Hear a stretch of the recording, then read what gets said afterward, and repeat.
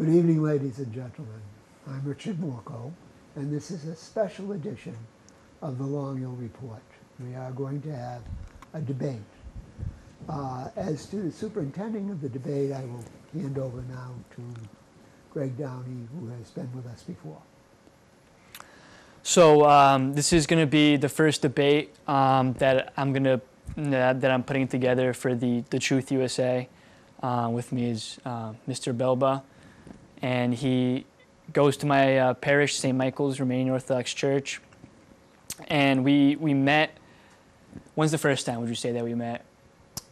3 months ago. Couple months ago, and he was born and raised an Orthodox Christian, just like I was. So we have a lot of common ground when it comes to that. And we're gonna. I was thinking before this debate came up that I would much rather have done it with someone that I disliked instead of someone who I really appreciate and like in Mr. Belba. And we obviously have different opinions on certain subjects, but he's a really, really good guy, and I appreciate him coming today. Thank you. Those are very kind words. Thank you, Greg. Yeah. Okay, do you want to speak to the structure, and then I will start? Yeah. So the first topic is going to be transgenderism in the U.S. We're going to have the opening statement for about 2 minutes. Mr. Belba is going to say his opinion on that. He's on the pro side. And then after the 2 minutes are up, I'm going to say my stance on it. I'm against it in the con side. And then after that, he's going to be asking me, he's going to be having the rebuttal for another 2 minutes. Then I'm going to have my rebuttal for 2 minutes. And then he was going to ask me some questions. He's going to ask me a couple of questions to be able to, cross-examine, and then I would ask my questions. And then we would go to the second debate, second topic, which would be the COVID-19 lockdown. So, Mr. Belba, if you could proceed, starting for 2 minutes. Thank you. Richard Belba and Greg, I appreciate the opportunity to have the debate. So I was born in Worcester, Massachusetts, and went to high school in Auburn. My old high school is gone now, knocked it down. They have a new high school there. And lived various different places, but most of my life lived in Worcester.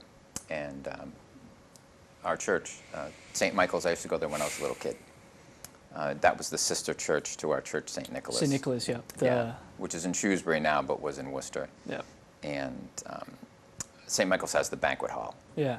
And so whenever there was a wedding or a funeral, we would always end up at St. Michael's. And of course, Father Nick, who was, I believe, pastor at St. Nicholas since 1980.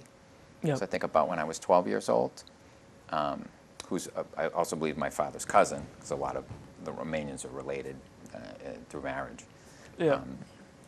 He went to St. Michael's as well. Nice. Yeah. Nice. Yeah. So, all right. I think we can get started. So as soon as this clock starts, there we go. All right. As soon as the clock starts, you can go ahead and your first 2 minutes on your opinion about transgenderism in the U.S. Sure. All right. Well, I would say I am on the pro side of it, primarily because I think that the debate is centered too much on the legality of everything, and I don't think that that's a constructive way to approach people's personal opinions and identities. I've noticed, especially in right-wing media, a lot of people saying that transgender people are mentally ill, for instance, which can lead into, what legally are we going to do about that? Yeah. That's a legal definition. And I'd actually read a novel that your father had given me about Father Arseny. It was a priest that was imprisoned during...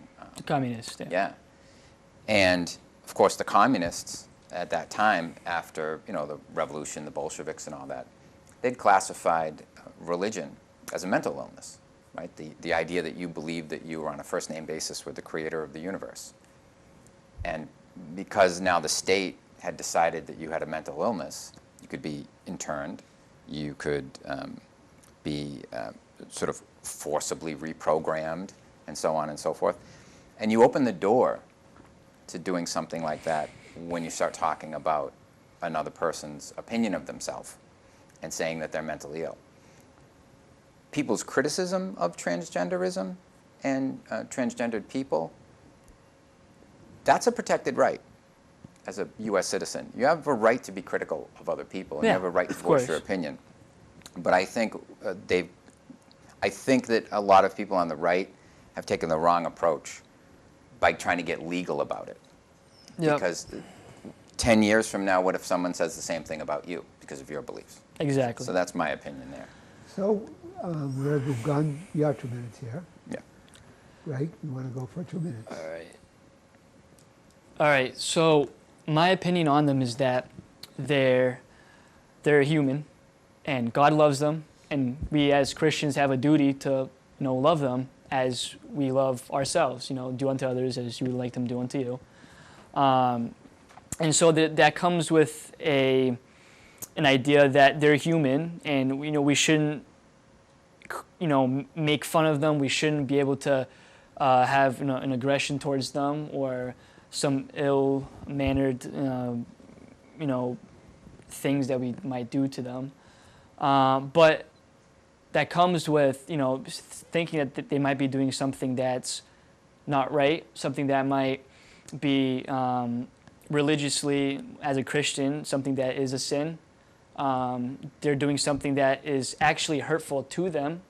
And that's when I would have to say that, in my personal opinion, on the whole transgender problem, is that for years now it's been completely, try to, have the whole movement shoved down people's throats. And it was just something that shouldn't be taught to little kids especially. And I think that whole approach is completely wrong. And obviously, like you were saying, it's the U.S. If you want to identify as a woman when you're a man, go right ahead. And you shouldn't have people go there and beat you up for it. That's not right either. But it comes down to, like, are you really a man if you're a woman? Are you really a woman if you're a man? And I don't agree with that. I think that's completely wrong.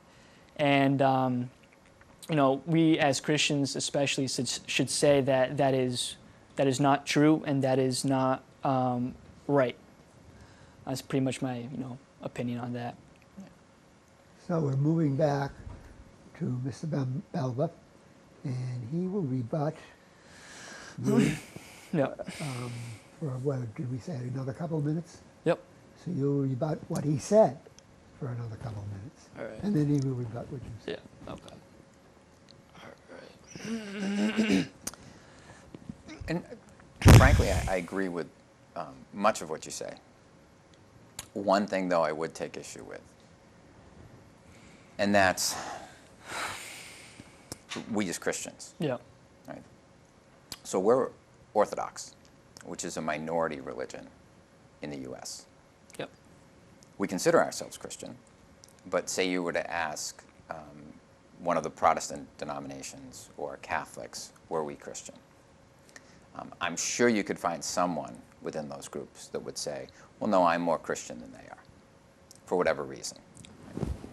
So having an opinion about a transgendered person, again, that's your right, and you shouldn't be ashamed to have an opinion about someone else.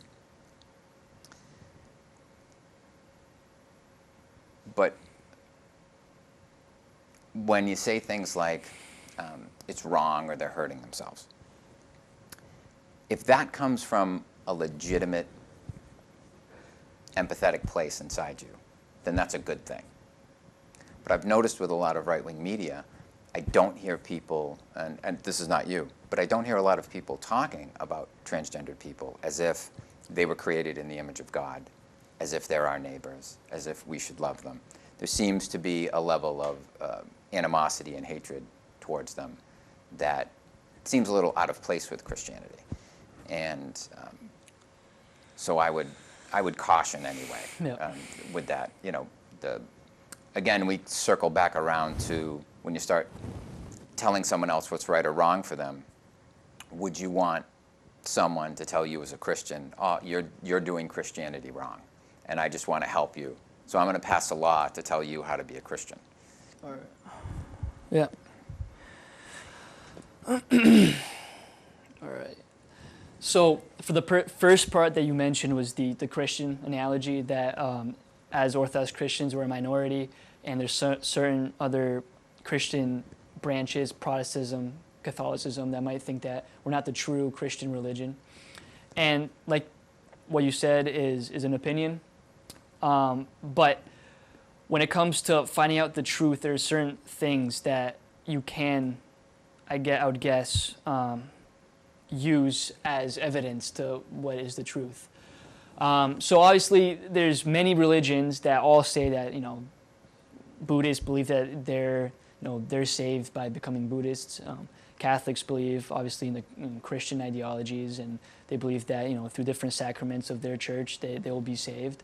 I think more of the Orthodox ideology is that through doing certain things that the church, says, and the church is God, so I think doing those things, will be saved. And this is not about a debate about orthodoxy, but when it comes to, yes, someone who believes that they're transgender might genuinely believe that even though they're born a biological male, they're now female. And we could have an opinion saying that what he thinks is incorrect, but at the end of the day, that person that is a male who is transitioning to become a female has an X and a Y chromosome, which makes them scientifically a born male.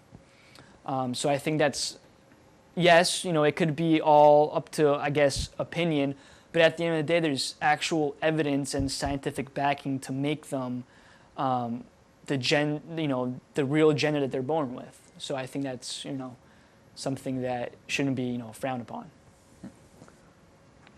Okay, I'm going to claim moderator's privilege in this sense that, Greg, I don't think there is any majority religion in this country. No, there's not. Yeah, so Yeah. we're all fighting it out. Yeah, exactly. And what specific right-wing media, you've mentioned that a number of times, can you cite?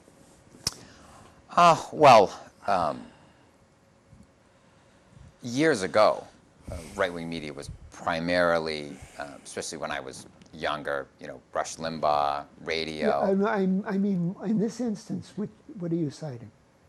Well, the right-wing influencers right now on the internet, and I don't want to necessarily name. Oh, that's fair enough. Any specific ones, but I've definitely heard language which is not empathetic and loving and Christian from right-wing influencers. So the next was when we had asked the two questions. You will ask each other questions. And go so on. I guess you can go first to ask me questions. Sure. Yeah. Or you, if you want on the next one, maybe you go first. But it doesn't really matter. And so I'll ask you. I have a friend who works at the ACLU in Boston, and he used to do seminars, which I went to some with friends. And so I'll ask you, sort of from the perspective of, like, the Constitution, pose a question. Yeah. Let's say that you could pass a law which dictated what the rules and regulations of transgenderism would be in America. But let's say that it also opened up the door for someone to be able to create rules regarding Christianity. Yeah. Would you think that that would be worth it? You think that that would be acceptable? Or would you give pause and say, well, like, I guess the question would be, would you sacrifice a certain amount of autonomy for you to be able to practice your own religion to tell another person that they couldn't practice something else personal in their life? I don't think I would kind of. Is that something that you're kind of asking? That would I be able to, I guess, if I can do this, they can do that? Is that kind of More, let's say there was a bill that was going to be voted on. Yeah. And the bill sort of created a constitutional amendment that there would be a group of people in the U.S. that could make those sorts of decisions. But it wouldn't be us. Yeah. And we'd be able to vote on it, but then the government would have a certain amount of rights okay. to tell people, no, you're a man, you're a woman, you're a Christian, you're this, you're that. You can only marry people on Tuesdays, whatever it might be. Like, some people would argue that, and again, I come back to the legality of all this, that you protect another U.S. citizen's rights to protect your own rights, even if you disagree with them. So I think maybe what I'm kind of hearing is that maybe comparing the idea of Christianity to the idea of someone's personal transgender ideology. So you're kind of comparing those two. Well, I'm comparing again from a legal standpoint. It historically, again, and Russia's a good example. Christians are viewed as having mental illness, right? Yep.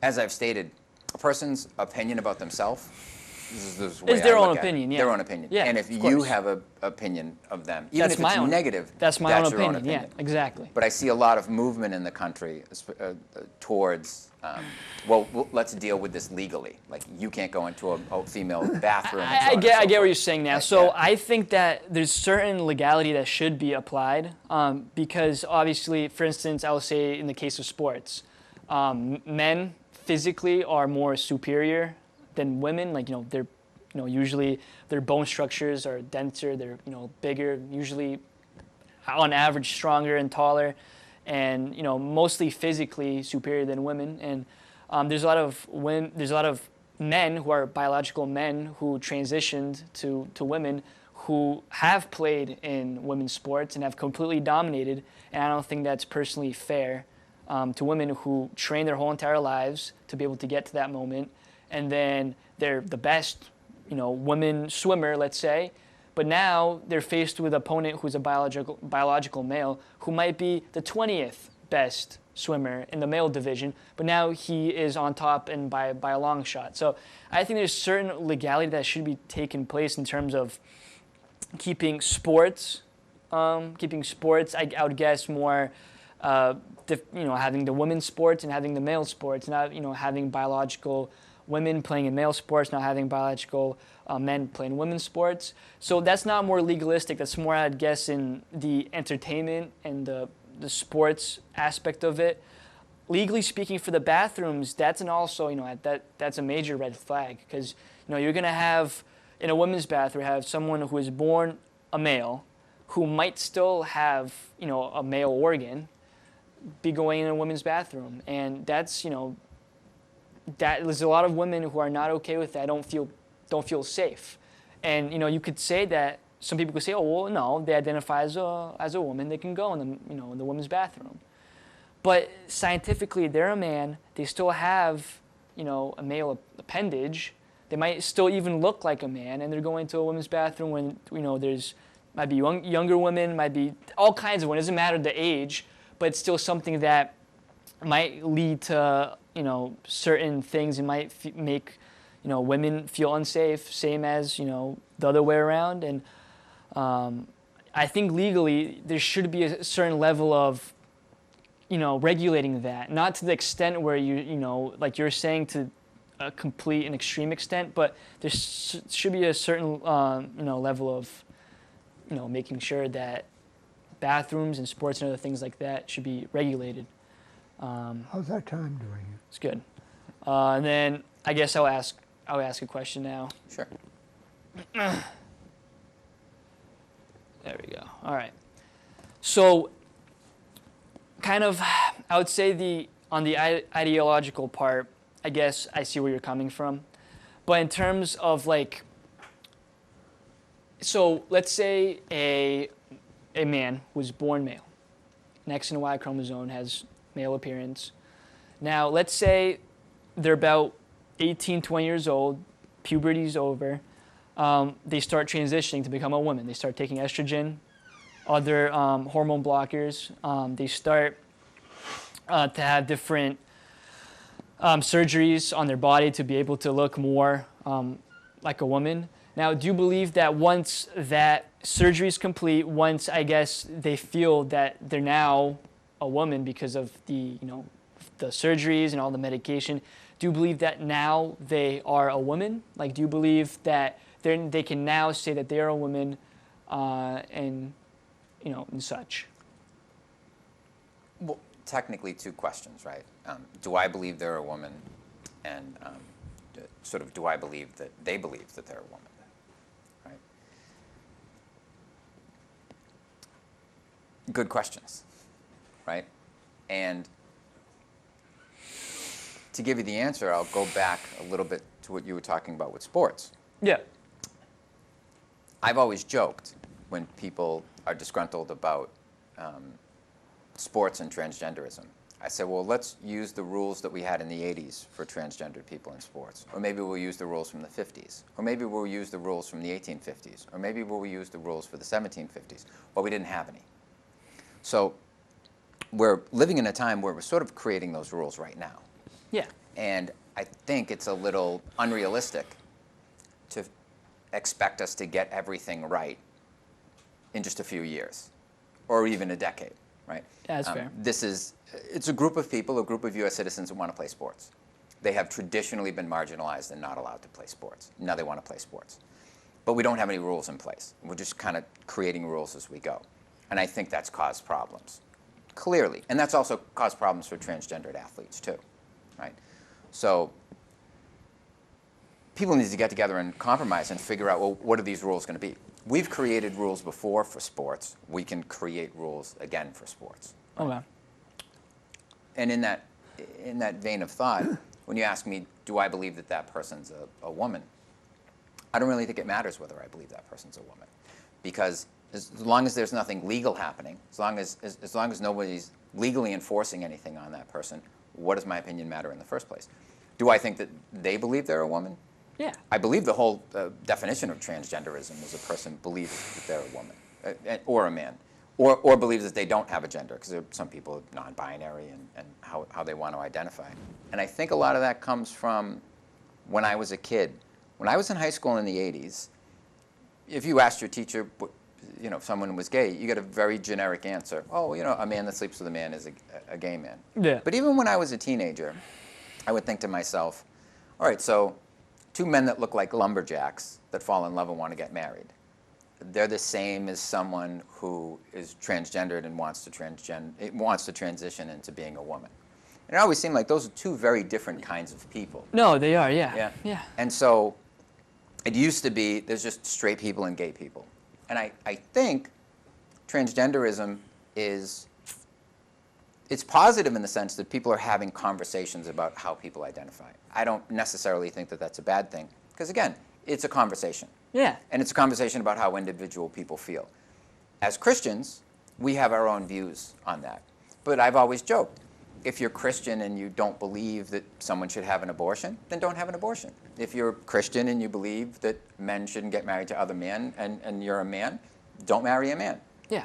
Which is kind of separate from telling other people what they can and can't do. Yeah, so I'm gonna go ahead and,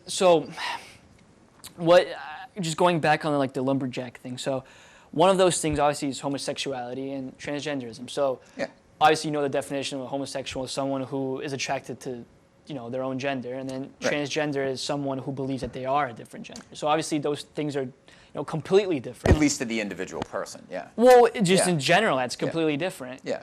And so kind of like what you were saying before is when someone believes that they're transgender, doesn't matter your opinion on it. Obviously, if someone wants to become a transgender, my opinion is regardless. My opinion is not going to do anything to that person. It's not going to make an impact on them, if they don't want to listen to me. But what they're doing is still, I would say, obviously from the Christian perspective, is a sin. And it is because, obviously as Christians, we believe that God made us in His image. God made us and designed us in a way where he didn't make any mistakes. He designed us how we were supposed to be designed. And obviously, we can do things to our body. People can get tattoos. People can, amputate their foot if they want to. And that's really going to harm them in the long run. So what I'm saying is that a lot of transgender people, when they get these things done to them, it's hurting them in essence because they don't feel safe in their own, I would say, gender. And then they want to, change their gender, which goes completely against what they were born with, what God intended them to be. God made me in His image. God made me to, be born a man and to be a man. And the fact that nowadays there's people who want to switch their gender is just, it goes against what God created. So I would say religiously, when it comes to, the Christian viewpoint, it's completely wrong. And we shouldn't come up to a transgender person and, verbally abuse them. No, we have to love them as any other person, but we have to say, you have to look at them and be like, listen, I love you, but what you're doing is completely and utterly wrong. And it's going to hurt you in the long run. It's going to hurt you. And at the end of the day, like, you were born a male. When you die, right, and they dig up the fossils and they do a DNA test, you're going to have an X and a Y chromosome, right? Scientifically, you're a man. Ideologically, from the religious side, you're a man. So now the only stance I would say that you could argue is actually by law, really, because, law is more, I would say, up in the air than science and religion.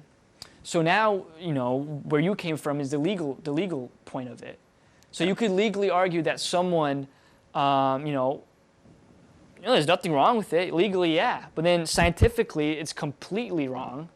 And then religiously, it's also completely not true. You were born a man. You're not a woman. And at the end of the day, it doesn't really matter because, like what you were saying, we're going to die, and our bodies, we're not going to have a gender. God, we're not going to have a gender in heaven. So it's something that, yeah, it's a pretty big deal, but it doesn't really, it's not one of the biggest issues that we have. But it's one of those things where it's like a no-brainer. Like, it's if someone, is born a male, they're a man. And if they want to transition, if they want to do all these things to themselves, yeah, they might appear like a woman, but they're still scientifically a man. And still from the Christian viewpoint, they're still a man. But now obviously you have the legal standpoint, which doesn't really matter at the end of the day. Yeah, and as a quick rebuttal, that would be my argument is, say someone is transgendered and they're a Buddhist and they get married in a Buddhist temple. Yep. The Constitution protects a person's right. Religion. To have freedom of religion. And so when they then go down to a clerk's office and fill out a marriage form and get told by a Christian clerk, I won't marry you because I don't respect the church that you were married in. And so now I'm going to affect your health care, your ability to see your loved one in the hospital. No, that's not right. That's legal, though. Yeah, once it gets over into that line, that's where I take an issue. Yeah, that's legal. So I guess we'll wrap this topic up by kind of we'll have a small little discussion here. So obviously you've been more, I would say, on the legal side of the transgenderism issue, but I want to know, as like your opinion as Richard Belba, like, do you believe that if someone was, born a man and they get all the surgery and they got all of that now, do you believe that because of what they've done to themselves physiologically, do you believe that now they've become a woman? Being completely honest, I'm not a doctor. I didn't go to medical school, and I don't. Well, thank you for being completely honest Yeah, about that. I thought you had an MD in your pocket. Yeah, I don't. We're going to move ahead. I've never thought that it was. I've never thought that it was important for me to have an opinion on that personally, and so I don't really even address it because again, it's almost like asking me. I heard a story once. Just quick story. Muslim friend of mine. He said there's this parable about a Muslim man that's going to the mosque and he's going to pray and he dies along the way. Yeah. And there's another Muslim man who's in the mosque and he's praying and he dies. And the question is, which man is holier? And the parable is, well, the man that's on his way to church is the one that's holier. And the argument is, you don't really know what's going on in the heart of the man who's in the mosque who's praying. But the person who's headed to the church, it's in their heart to get to the church. Okay. Right? It's the moral of that story. So I'm not going to try to plumb the depths of a person's soul, and decide whether they really are or aren't a woman. I'm not qualified to do any of that. So you don't really have an opinion on... No, because again, it's almost like asking me, is this person a true Muslim or not? We're going to move along because I'm only going to bring up one small thing. And sure. It brings me up to Philip K. Dick, the novelist, about reality. Yeah. Reality is that which does not go away once you stop believing in it. Yeah. Now, T.S. Eliot, the American poet who went to England and lived there, said in his Burnt Norton poem, humankind can't stand too much reality. This is true. And I think this really, you guys, that's where you came in, the intersection is. We want to believe what we want to believe. Yeah. But it doesn't matter. Reality is reality. Which is true, yeah. Now, we're going to go to COVID. Yep. And I'm going to say about COVID now that I got 3 shots. I only got the 3 shots because I am a volunteer usher at a classical music venue, and I didn't want to miss out on that. And maybe you die horribly in it. I'm not as young as I was. If I was 40 or 50, I might have thought differently. So I got the shots. But I then got, every time I got the shot, I got COVID. So you guys better settle this. All right, so you're again the pro side. Everybody, okay, we have to make this in the form of a proposition. Would it be everybody should be required to get the shot, or do you want to have a It was more like the idea that, do you believe that kind of what happened during the quarantine lockdown was appropriate and was constitutional, and do you believe that to have been a good way to go about that? Yeah, and I have I have my own. You can go right ahead. You can go right ahead. I mean,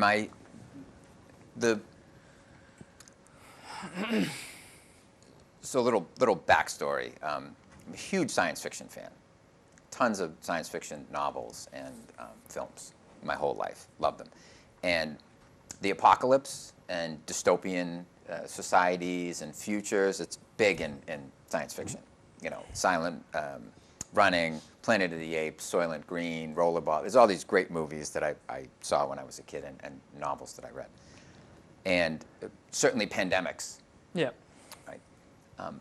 My big insight and a little bit of a gripe with what happened with the pandemic was that I saw a lot of people, a lot of conservative people, getting very upset with the suggestion that their rights were being violated. And yet their rights were being violated in ways that many liberal progressive people had been arguing was wrong right up until that point in other areas of society.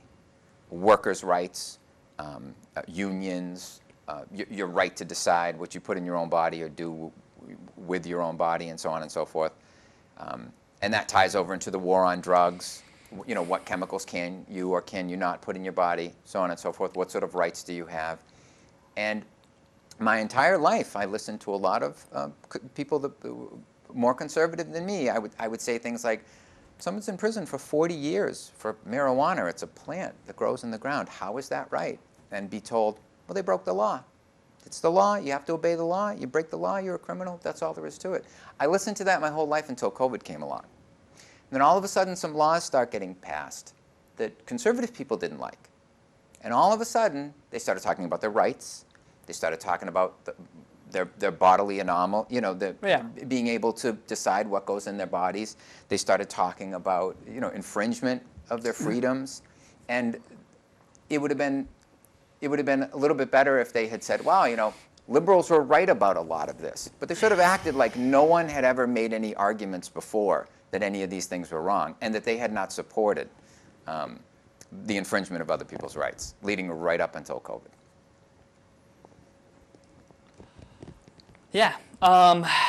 So I get your, I guess, idea on the matter, and it's, it is true that there's a lot of conservatives who might have hypocritical ideas, and that goes for both sides, and that's why there's really a point in time where it's not this side and this side. Like, there has to be, and a lot of people say that some people are never going to agree, and I think there's certain things that just have to be agreeable. Like, they have to be, and I'm not saying there's a lot of people who have different opinions about this. I'm not saying this should be one of those things that should be agreeable, but there's a lot of evidence and there's a lot of things that happen that I personally lived through that we're just like, what's going on here? Like, something's not right. The fact that, we have these masks on our faces, that we have to wear them. And they say that, it protects us from getting COVID. And the COVID molecules are so small that they go right through the mask via breathing. So if I'm breathing on you and I had COVID, you would have gotten COVID. Now, yeah, it does protect like the droplets of water that comes from my mouth on you or anybody else. And there's a certain level of protection that they did have, but they were saying, like, if you do your due diligence, wear a mask, wear your mask. You come into the stores and you would see wear a mask, and then you would have people who you would have it under your nose, come up to you, lift it over your nose, and it's like one of those things where that's not right, And if we were living through a pandemic that was actually deadly, then everybody would be doing it regardless, because nobody would want to die, so everybody would be doing it. But it was the way the whole thing was operating when you had when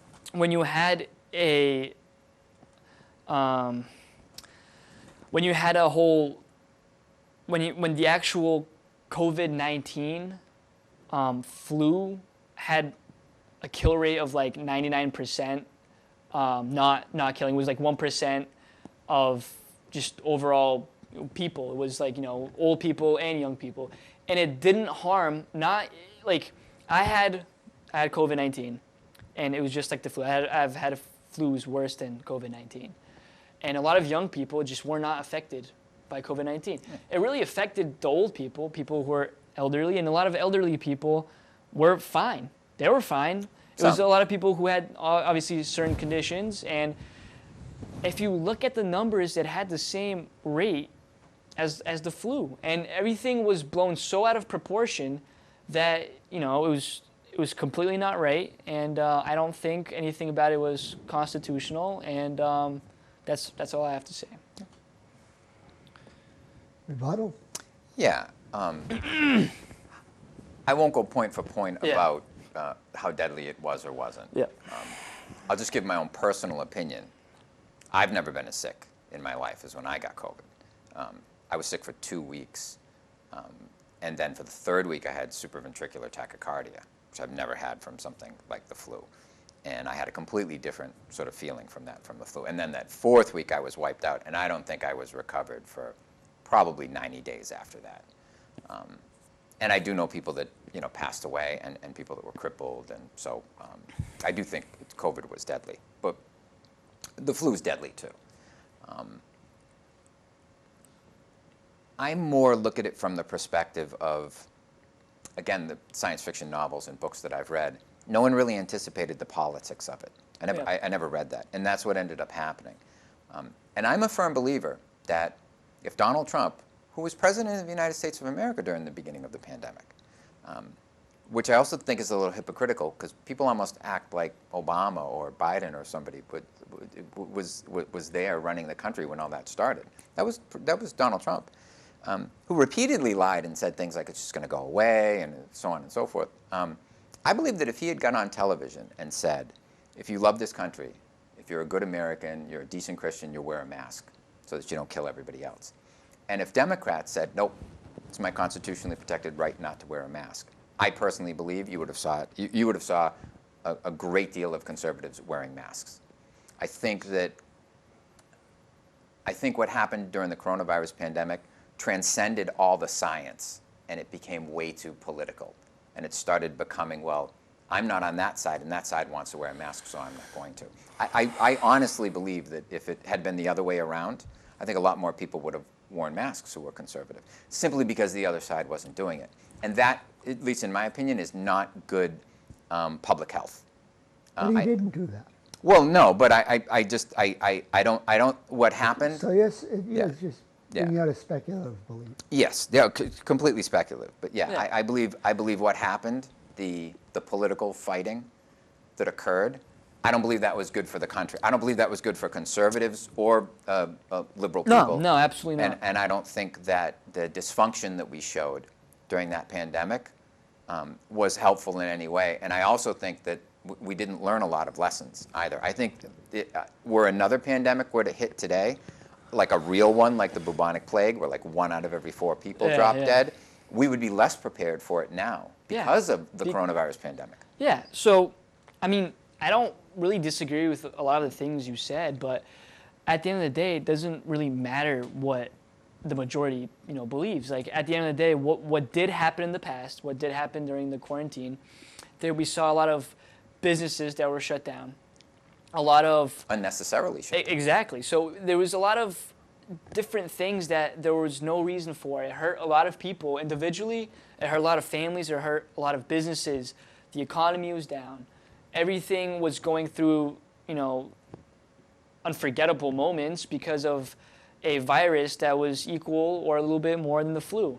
And obviously, I'm not going to get into the actual the science behind that, but it was something that was very blown out of proportion, and I believe that the reason for that was to see who would obey. I think that it was done to see who would listen, who would go with it, and to kind of just get an idea of, what do we have going on? Because there was a lot of liberal people, a lot of people who would say they're Democrats, that didn't go along with the masks. And like I would even see that and be like, yeah, this person, they're a complete lunatic, but yeah, as a joke, Sure. Right?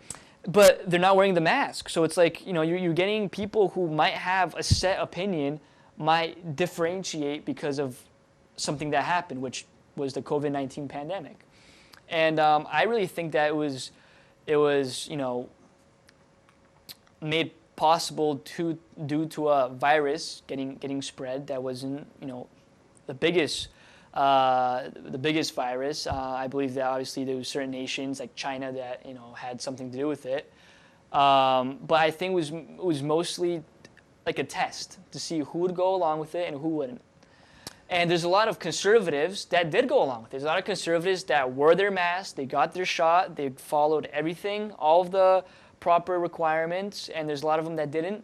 And that's on both sides. So I don't think that more of it was the conservatives, like kind of like what you were saying, like the idea of, I think it was more like split. It wasn't just like the Democrats, wore the masks, they took the vaccine. The conservatives didn't wear masks, didn't take the vaccine. It was split, and I think not evenly. Though. Not evenly, but it was pretty close. And there was kind of what you were saying. There was a lot more people that were liberal that they wanted other people to wear a mask. They wanted other people to take the shot, and they wanted to, enforce these things onto other people, as like the conservatives, per capita didn't do that as much. So that's where, that's what I have to say. So now I guess you would ask me a question. So my question would be this, which I think is one of the most valid questions and the most important question anybody can ask about the coronavirus pandemic and our response to it. Do you think our nation will do a better job during the next pandemic or not? I don't think that we'll do better in the next pandemic, and that's because of the way that it was blown out of proportion. Because now logically you could assume that next time the media is going to be like, oh, there's a new COVID strand, oh, which they are doing currently right now. But let's say it's not COVID. Let's say it's something that's actually deadly. I think that people will not be prepared because of what happened. It's like, it's like a cause and effect. It's kind of like the boy who cried wolf. Same situation, but it would be the media versus the people. So I agree with what you're saying, but I think for a different reason maybe, or maybe not. So, and let me ask you a follow-up question. Let's say we do fail, right? And let's say it's another virus that jumps out of a rainforest or something like that. And because of the dysfunction that the country experienced, we do a terrible job during the next pandemic, and a tremendous amount of people die.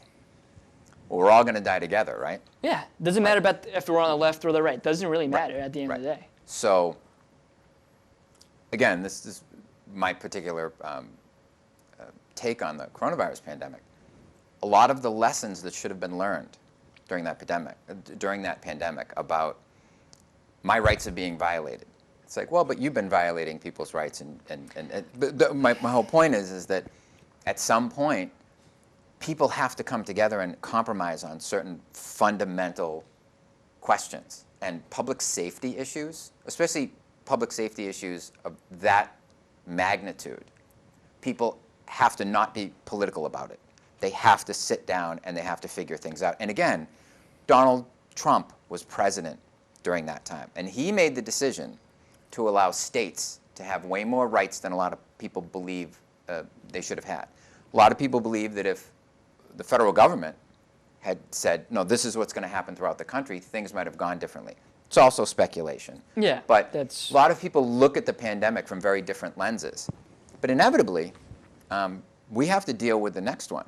And if we don't learn the right lessons that came out of the old one, everybody's just going to be fighting all over again while people die. And that's not going to be good for any citizen of this nation. Okay. I'm going to have a question, and we can. I think we'll be ending it. So I would say my question is that throughout the whole ordeal, throughout the whole COVID-19 pandemic, were you ever just sitting down and kind of just notice everything that was going on and be like, yeah, this is ridiculous. This is blown out of proportion. There's people that are driving in their cars by themselves wearing a mask. There's people mowing their lawns outside wearing a mask, and just think to yourself, why are they doing this? Like, how are they thinking to themselves, like, I'm gonna wear my mask in the car? Like, there's something that is just completely wrong with that. There's something that they were lied to. I'm not saying, completely was their fault. They were lied to by the media and, the people who are pulling the strings at the top. But they were lied to by the media, and they were brainwashed into, thinking, oh, I'm doing my part. I'm gonna be helping people by wearing a mask in my own car while driving. That doesn't make any sense. That's completely illogical. Yeah,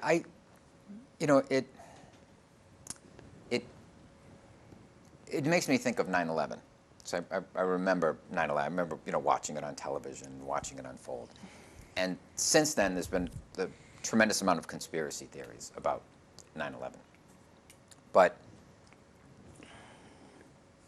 you actually don't need any conspiracy theories when something like that happens, because say everything happened exactly the way historically it happened.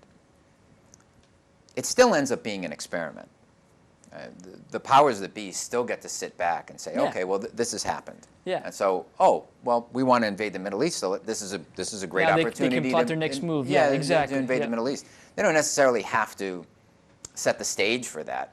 They can just have those plans waiting in the wings. And I think the same thing with the pandemic. I think it almost doesn't matter the source of the pandemic, whether any conspiracy theories are correct or not. I think what matters most is that our nation failed. That's what matters most. What should resonate most with people is that we failed that test as citizens. We failed it miserably, and we are not better off for it come the next pandemic. And the next pandemic, if history is correct, is almost certainly coming. Could it be 100 years from now, 80 years from now, 20 years from now? And with something like that, and this is just my opinion, when it comes to transgendered rights and so on and so forth, there's some leeway for people to have some disagreements.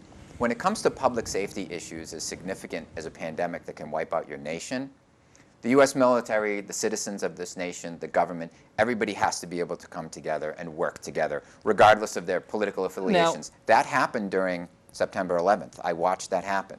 That did not happen during the coronavirus pandemic. Now, I'm going to ask you kind of like another counter question to that. So, in the whole thing, what I'm going to try to get at, do you believe that someone who is a true Christian, when I mean a true Christian who loved their neighbors, might have thought that this person is doing something wrong, but they're not going to go out of their way to, punish them? Do you believe that someone who is, who tries their best to follow what God says, a true Christian, someone who believes in more conservative ideas, now do you believe someone like that approached the whole COVID-19 correctly? Or do you believe someone who does not believe that God exists, someone who doesn't care about their physical appearance, and someone who might have more liberal ideas? Like, honestly, which one do you think in terms of that? And now I'm using kind of like what you were saying, logically speaking. Now, if you take those two different people who are obviously on two different ideologies, right? Now, which one do you think, which one do you think, didn't fail during the whole pandemic? I mean, I think we all equally failed. But to your point about, say, from a religious standpoint, I've gone into casinos before and seen people wearing masks just because they were in the casino, or have gloves on because they're using a slot machine. And I've never felt any need to go out of my way to tell them not to do that. So this was a little different, though. It was. But again, we cycle back into workers' rights, right? A lot of people don't know that the average worker doesn't have much rights in the U.S. Your boss can just fire you for any reason, and if your boss decides if you don't get the vaccination, if you don't get a mask, I'm going to be able to fire you. Well, that didn't happen during the pandemic. It wasn't like Congress got together and passed a law during the pandemic that weakened everybody's rights as a worker. Workers' rights had been weakened for decades up until that moment. And so again, this is where did we learn any real lessons on, as Christians, how to empathize with other people, and how to empathize with people, because that goes right back to the civil rights movement. That goes right back to the labor movement in this nation. I mean, so you don't think that someone who might be more liberal, who is sort of that ideology, who doesn't believe in God, who is more, I would say, on the left side, you think that they were the ones driving the car with the mask on by themselves? Do you think there was more of those, or do you think there's conservatives who were doing that? No, I think that a person alone in their own car really has no impact on society. I know. What I'm trying to say is that do you think that more people on the left did that, or do you think that more people on the right did that? Well, probably more people on the left, but it's sort of irrelevant to the dysfunction that happened. But I'm saying the dysfunction was more, like you're going to get fired if you don't, if you don't get the coronavirus vaccination.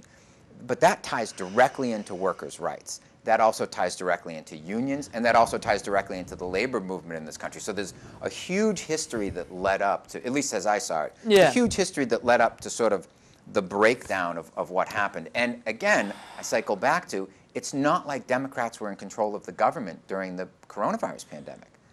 President Donald Trump was in control of the government. He was only in the latter part of it. Well, he was in the beginning, certainly. His administration is probably, what was it, year 3 and 4? Then the Biden administration had it. Yeah, but Biden administration started in 2020. And they were more... no, but Trump was... 2020 is when it kicked off, but... that's when the pandemic started. Yeah. Well, 19... He was out of office just after 2020 ended. Yeah, but... So it's really, if you wanted... You can't really shout Trump. No, but the point... The majority of it was when the Democrats were the point that I'm making is that I think, again, historically, I remember watching Donald Trump get on television and repeatedly say, well, if this amount of people die, it'll be okay. And then if this amount of people die, it'll be okay. And then if this amount of people die, I don't remember him saying that. I remember him with Burks who was a Yes. fraud. And Fauci. And Fauci was Yes. also a fraud, and he was being a good soldier with them. Sure. So I mean, don't do this But Trump but fanaticism. I No. didn't think it was very good what he was doing. Yeah. He was singing your song. Yeah, my point is that Fauci was brought up on stage to the American people by Donald Trump. And who is Fauci? Fauci was one of the CDC. So Yeah. why wouldn't he be brought up? Yeah. No, my point is that again to clarify, it almost doesn't really matter what happened during the pandemic. What matters is what do we learn from it. And I think And we what we learned learned that. from it was we failed. I And think that why certain we failed, I think certain people I think failed. we are our time over. Oh yeah. Yeah. Okay, sir. Ladies and gentlemen, Yes. thank you very much from the Long Hill Report.